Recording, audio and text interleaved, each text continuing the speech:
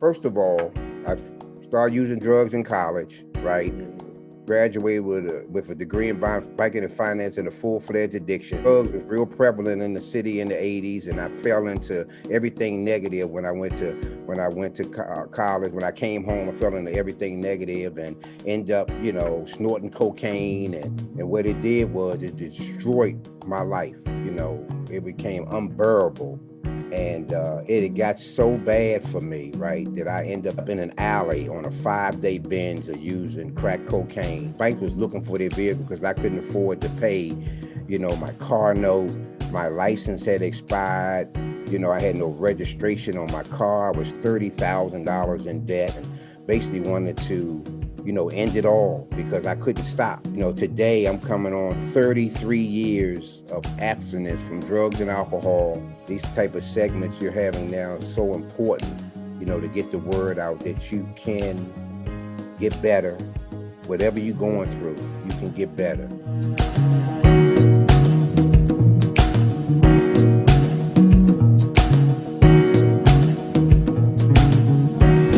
When you finally got out of treatment, Mark, could you have come back to this area, this neighborhood? That's one thing I learned in treatment. They said you have to change your people, your places, and your things. So I knew I couldn't come back to this negative environment. Well, what would have happened if you come back here? Well, I'd have fell right back into the same syndrome, guys, same people that have been around me all the time, and eventually I would have went back and picked up. Mark Spence hasn't picked up crack or a drink in over 2 years. Now he's using his sobriety as a selling point in convincing landlords to rent out their homes for Oxford houses in good neighborhoods. Basically what I do is just tell them my story. I tell them that it's because of a neighborhood allowing an Oxford house to be there that allowed me the chance to grow. And now look what I'm doing. And I'm asking you for the same opportunity for people in your area. Oxford House is everything to me. Without my recovery, I wouldn't be alive. What's going on, YouTube? It's your boy, Coach Bear, back again for my first Testimony Tuesday episode. And for my first guest, I have my dad, Mark Spence. He's the Director of Outreach for Oxford House for the whole DMV area. Dad, how you doing? Hey, man, what's going on, brother? Brother Cam. Good to see you. Yeah. So, Dad, first, I'm going to go ahead and explain this segment. So pretty much I'm interviewing successful people in their profession. And it's going to be a testimony. You're pretty much going to tell the people your story, like what adversity you overcame to shape who you are today, kind of give an overview of what you do, and any suggestions at the end for somebody that's pursuing your profession. So I'm going to just get started with my first question. You can go ahead and tell the people where you're from. Okay. Well, I'm a native Washingtonian, born and raised in Washington, D.C. in 1960.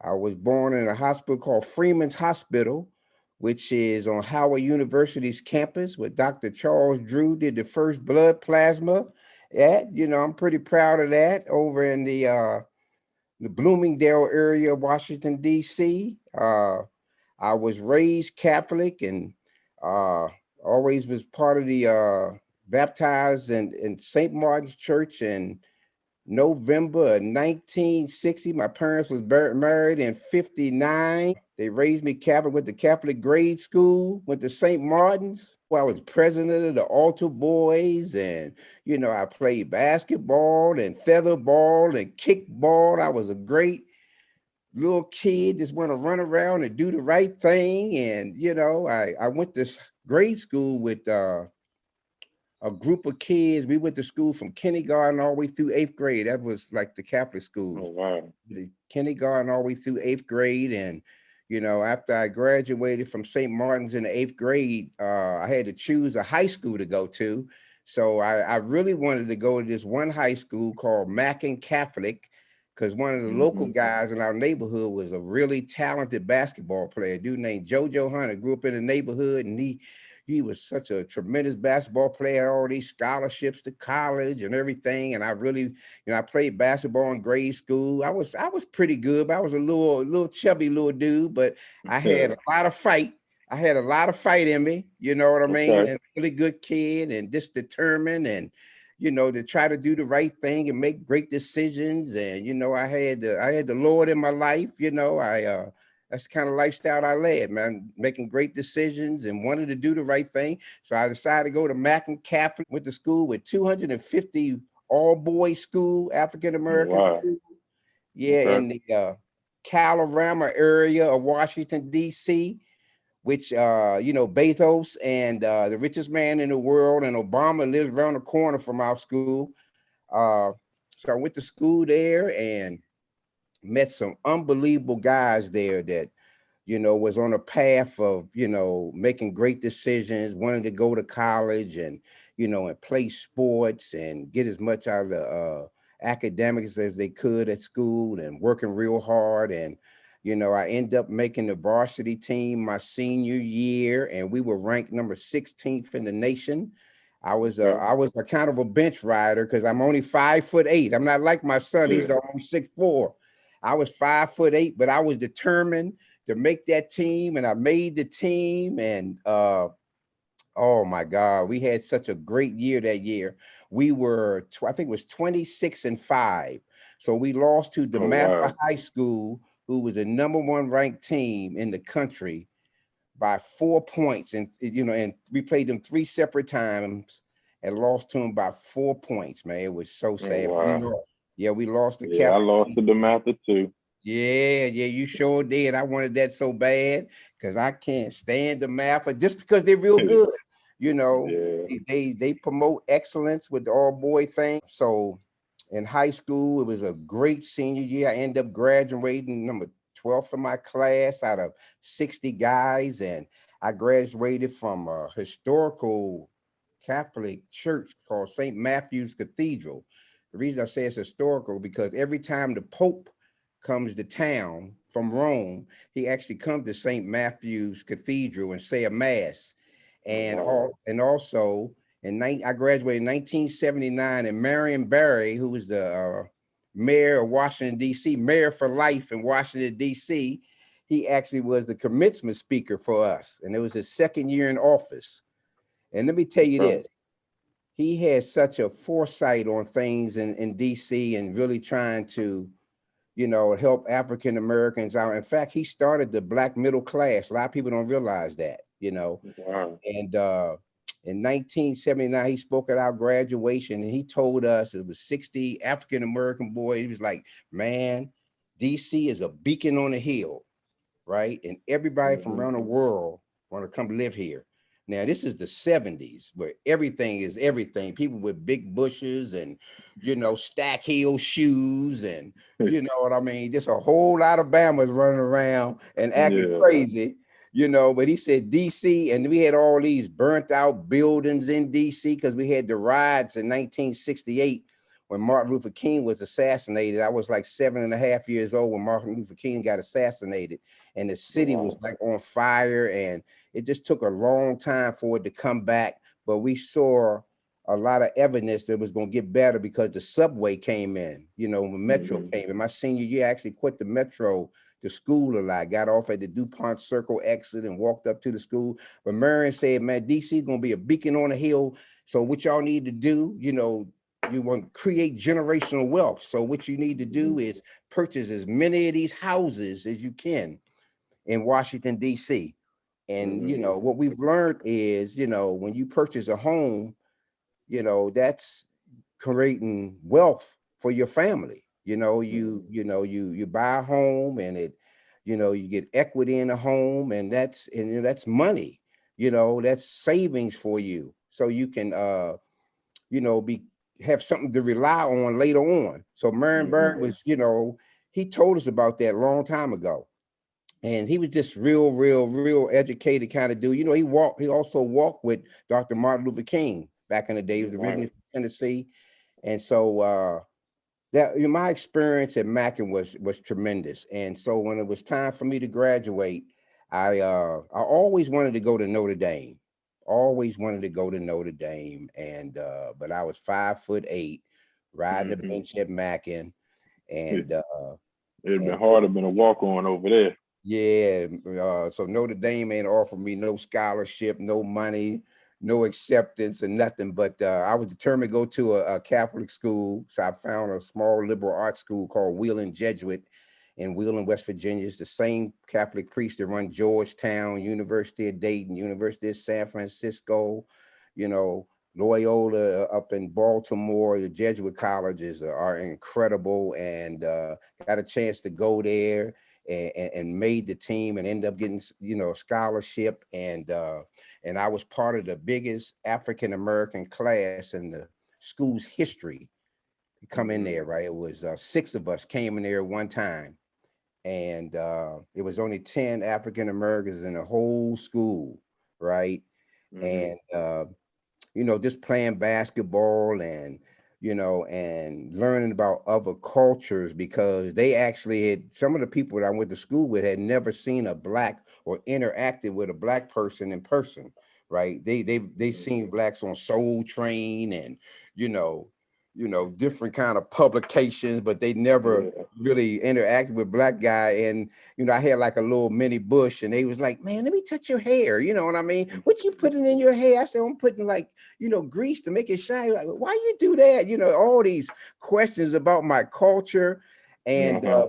I was a real proud black man. I mean, one of the things, I turned them on to go-go music up there, you know, Yeah. and let me just say this.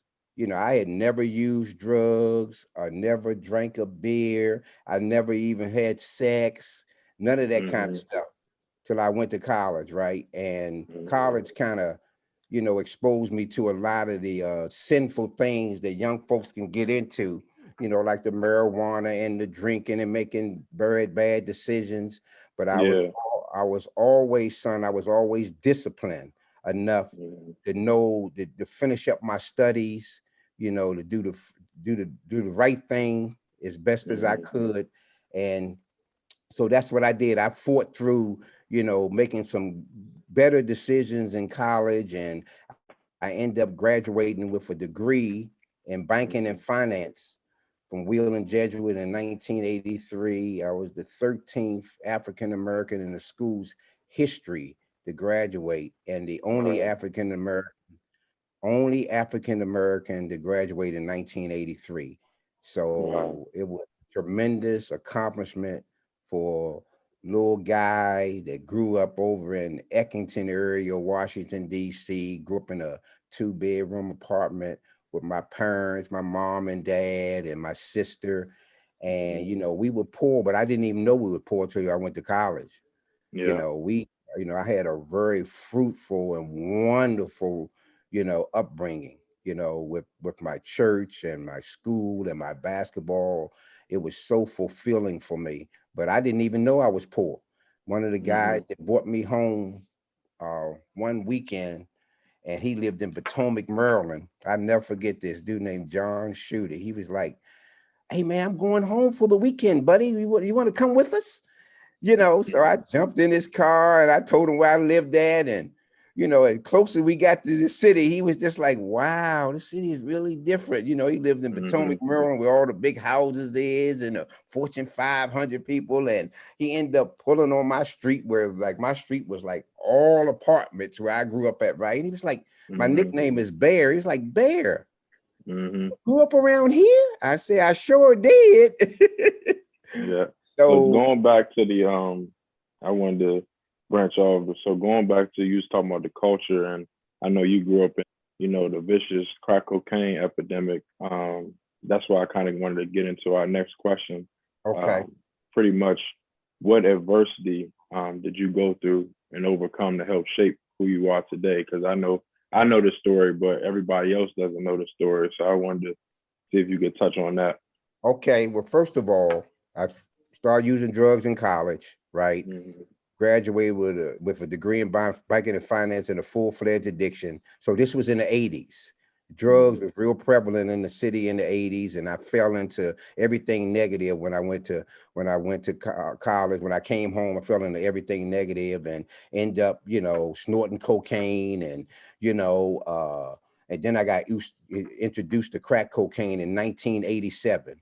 And And what it did was it destroyed my life, because at one time I was a member of the Army Reserves. I had a little part-time job. I worked for an investment firm in Georgetown, and all I was doing was using drugs and staying up all night long. And it became, it became unbearable. And it had got so bad for me, right, that I ended up losing two of the jobs, and ended up in an alley on a 5-day binge of using crack cocaine, where the my vehicle that I had, actually the bank owned it, right? The bank was looking for their vehicle because I couldn't afford to pay, my car note. My license had expired. I had no registration on my car. I was $30,000 in debt. And this was Mm, 1988, December the 9th, 1988. I ended up in an alley and basically wanted to, end it all because I couldn't stop. And so what I did was I screamed out, God, please help me. And I was able to gather myself up, and it was like 10 degrees outside. I ended up walking home because my car was on E. And went and told my mom, who was your grandma was a praying grandma.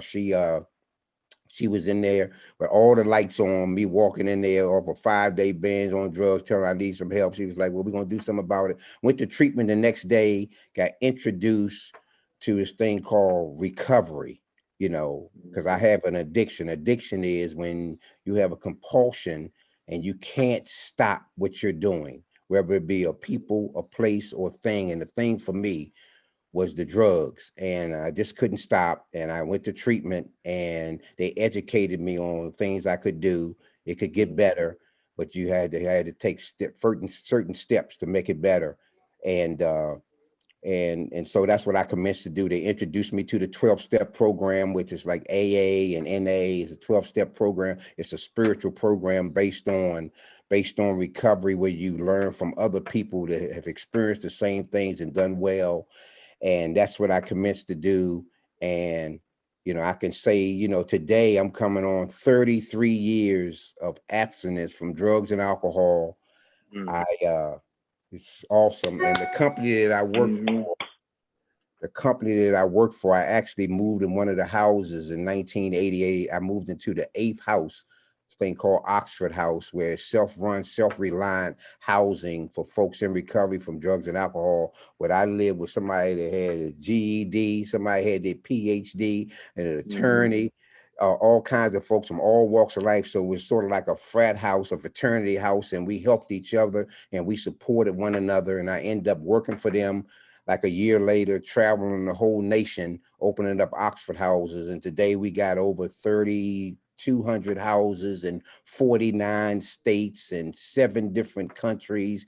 And we have world conventions. And I've been featured on 60 Minutes and the mhm, Meredith Vieira show, and, spoke on Capitol Hill. And, it's just, got married during my recovery, had you in 1988.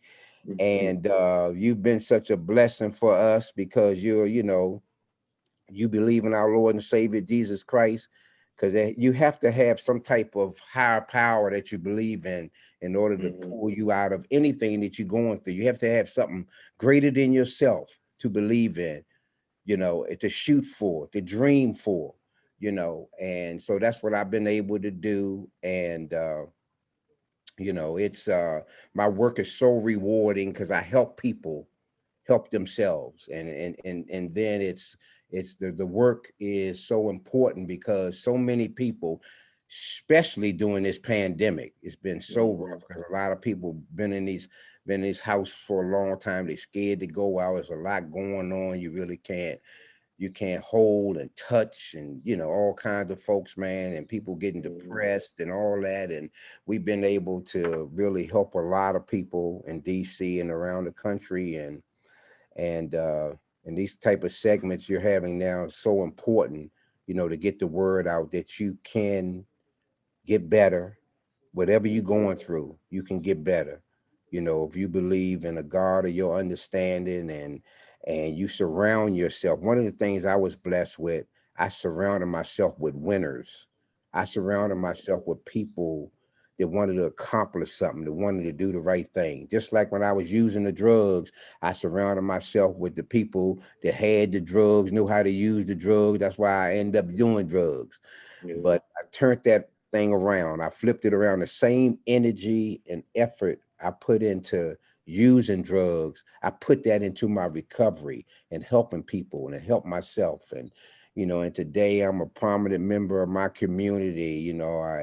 My church, I run ministries at my church. I'm part of the Impact Retreat at my church, St. Martin's, and we touch a lot of lives down there. And as you know, during the holidays, we feed the homeless and go to the sick and shut in. And then every year for the last 20 something years, I've been playing old Saint Nick for the kids that, that underprivileged and just need a little help up, to see something that they can, kind of smile about. That's the biggest thing with me with being a Sanders helper, man, just to see the gleam in them children's eyes, man, when they see me, old chocolate Santa, right? Look into my eyes and like, Santa Claus, I love you. And Yeah. so it's been my life has been real rewarding because I've been able to bless a lot of people, Yeah. here and it's also around the country. And then I just want to say, I'm just so proud of you, man, the man you've becoming, and how you know Christ, and through him anything is possible. And if you don't have one, right, I want to say to everybody out there, if you don't have a higher power, you can use me and Cameron's, because ours work. Yeah. Yeah. And I get chills every time I hear that story about your dad. I mean, I'm here to tell you today, like, you my hero. Like, you really a superhero. Like, everything I get is from you. And I just wanted to just kind of in closing on my last time, 2 questions for you. The first one being, if for those out there who are already going through an addiction right now, that need to hear this, what's their first step? Like, how can they help themselves? What's the first step to recovery? The first step to recovery is really getting out of denial.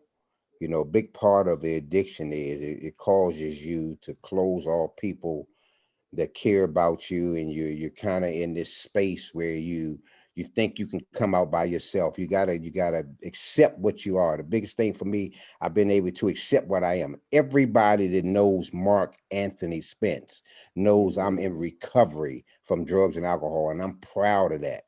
I'm proud of what I am because I've decided to do something about it. So basically it's acceptance. And I'm willing to help anybody out there that needs help. And so you can contact Cameron on this YouTube channel and, give my email address, and I'll help you walk through, Yeah, I'll whatever you're drop it going. in the comment section below too. Yeah. Yeah. I'll help you walk, but it's really about acceptance. And then when you accept what you are, then you're able to move on from that space, right? But it's hard, it's difficult, because the marijuana for y'all young folks, y'all, Generation X, y'all call yourself? What's your generation? I guess generation something. Next Yeah, generation generation. Yeah. something, right? So Yeah. the marijuana is so prevalent, man, but marijuana is, it's a drug, and it's addictive. And and really using it a whole lot, it causes you to be shiftless and, not want anything, you know what I mean? Just lazy. I mean, I don't know how many folks, it's numerous numbers. I can't even count, man, and the amount of kids I've seen through your AAU days and, your high school days and, and your college days that are willing to, to use drugs and think it's going to be all right, man. As you remember, one of your coaches told you a long time ago, when you're 16 through 40, you need to work as hard as you can to get as much out of life and apply yourself and learn as much as you can. And then when you're 40 years old, you can take a look back and look at your successes. But a lot of kids, your age, they look at their successes are just like right in front of them. So you got to learn, you got to dream. And when you dream, you got to reach. Dreaming is about reaching. And anything is possible. Anything is possible in America, right? And with the support of your family and friends that are doing the right thing, anything is possible for you to accomplish. Yeah. In closing, like my last question for you is, what advice would you give somebody who's pursuing what you're doing right now? Whether it be as far as just Oxford House helping people on their road to recovery as well around America, or just in general. What advice would you give somebody that's trying to pursue your profession?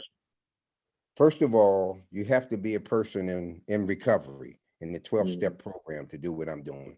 Because I'm part of a spiritual program where it's about honesty, open-mindedness, and willingness. Those are the things that I'm willing to do. Those are the sacrifices that I'm willing to make to help others, right? Being honest, being open-minded, and being willing, right? I can't, God can, so let him, And so if you got that type of inspiration where you want to better yourself and just give back in the little ways that you can, my type of work, because there's all type of opportunities in my field. You got counseling, you got rehab directors. I mean, you got so much stuff. It's unlimited. This profession that I'm in, because it also taps into the mental health piece too. People suffering from depression and bipolar disorder. It's so many facets you can go, but at the end of the day, you got to be able, if you can't take care of yourself and understand yourself, how you going to help somebody else? So it all starts with the individual first, and from there they can grow. And if you want more information, they obviously can, get my information from the chat, and we can walk through a lot of other things that is possible out there. Well, Dad, I appreciate you for having you on once again, everybody. This is Mark Spence, my father. Woo! Thank you all for watching today. Y'all, God bless. God